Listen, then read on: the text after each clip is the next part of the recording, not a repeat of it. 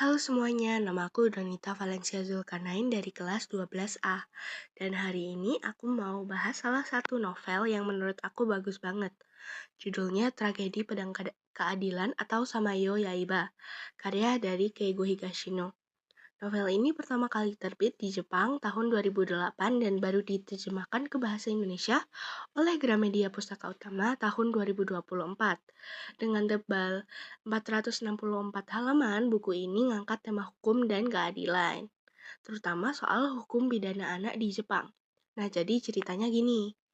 Novel Tragedi Pedang Keadilan karya Keigo Higashino mengangkat tema yang cukup berat dan sensitif, yaitu tentang hukum, keadilan, dan pertanggungjawaban pidana anak di Jepang.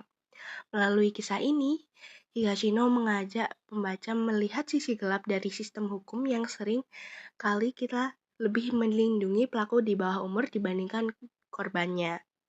Tokoh utama dalam cerita ini adalah Nagamine Shigeki, seorang ayah yang hidup berdua dengan putrinya yaitu Emma setelah sang istri meninggal dunia. Kehidupan mereka berjalan sederhana hingga suatu malam, Emma pergi menonton festival musim panas dan tidak pernah kembali pulang. Beberapa hari kemudian, jasadnya ditemukan di sungai.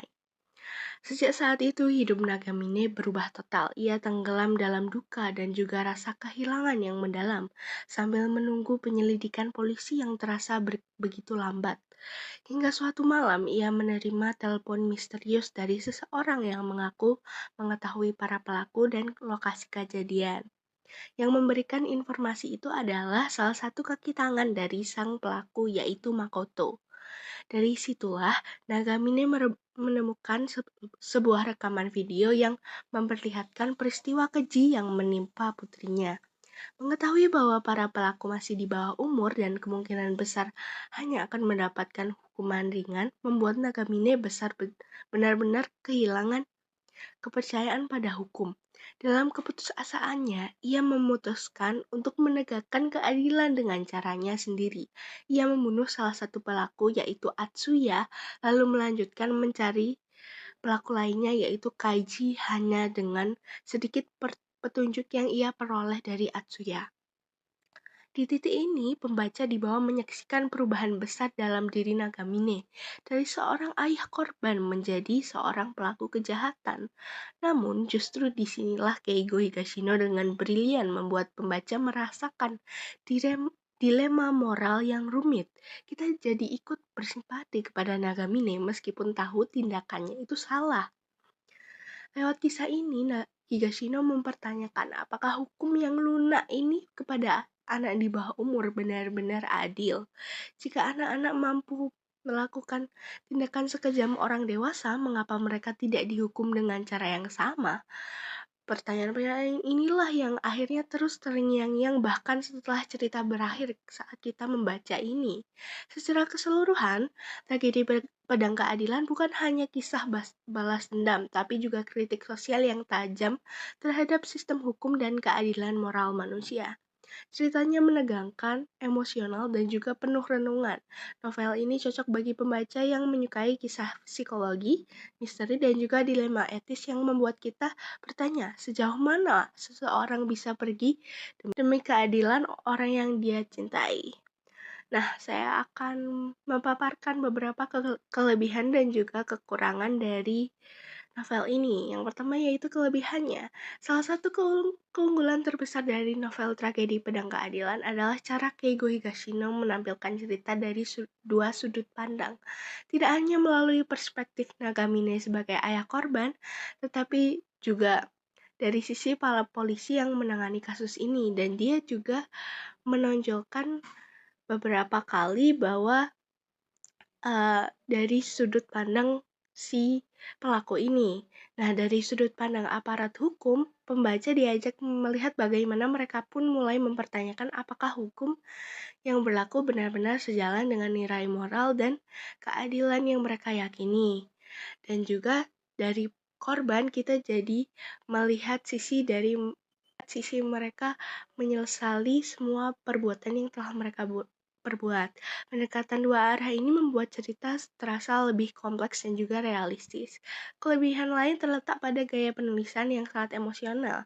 Higashino berhasil menggambarkan perasaan kehilangan, marah, dan juga putus asa dengan begitu kuat sehingga pembaca seolah-olah ikut merasakan penderitaan Nagamine. Karena emosi yang begitu intens, pembaca bahkan bisa sampai bersimpati pada Nagamine, meskipun ia pada akhirnya menjadi pelaku pembunuhan.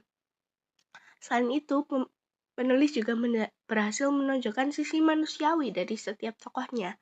Misalnya bagaimana Nagamine yang bukan pembunuh profesional tampak canggung dan amatir dalam tindakannya, atau bagaimana tiga pelaku muda yaitu Atsuya, Makoto, dan Kaiji digambarkan kejam, tetapi tidak sepenuhnya mampu dalam kejahatannya karena ia masih di bawah umur. Hal ini membuat cerita terasa realistis dan juga tidak dilebih-lebihkan. Lalu kekurangannya adalah, meski secara keseluruhan ceritanya kuat, banyak pembaca yang merasa bahwa bagian akhirannya atau endingnya kurang memuaskan. Kisahnya memang berakhir, tetapi meninggalkan kesan seperti nanggung gitu.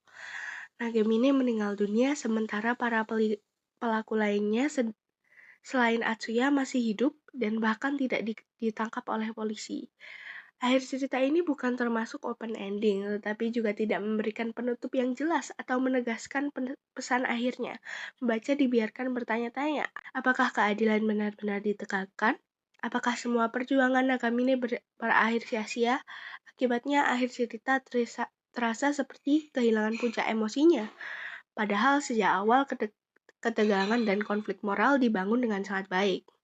Secara keseluruhan, Tragedi Pedang Keadilan merupakan salah satu karya Keigo Higashino yang berhasil menyajikan perpaduan antara drama emosional dan kritik sosial dengan sangat baik. Dari segi tema, novel ini kuat karena mengangkat isu serius tentang hukum pidana anak di Jepang. Isu yang jarang dibahas secara mendalam dalam karya fiksi. Dari segi alur dan juga penokohan, ceritanya terstruktur dengan baik dan juga mudah diikuti.